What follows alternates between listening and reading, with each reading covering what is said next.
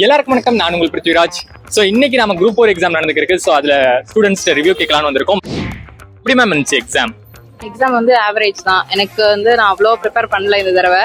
Work போயிட்டேன். So இந்த தடவை அவ்வளோ ப்ரிப்பேர் பண்ணல. குரூப் 2க்கு தான் நான் ப்ரிப்பேர் பண்ணிட்டு இருக்கேன். அதனால சும்மா ஒரு அட்டெம்ப்ட்காக தான் வந்திருந்தேன். ஓகே, மேக்ஸ் எப்படி இருந்துச்சு? மேக்ஸ் ஈஸியா இருந்துச்சு. மேக்ஸ் எனக்கு என்னோட ஸ்கோரிங் ஏரியாஸ் மேக்ஸ் ஈஸியா இருந்துச்சு. ஜிஎஸ் வந்து ஓரளவுக்கு பரவாயில்ல. ஒரு சிலது ரொம்ப ஈஸியா இருந்தது. அவார்ட் கொஸ்டின்லாம் ஈஸியா இருந்துச்சு.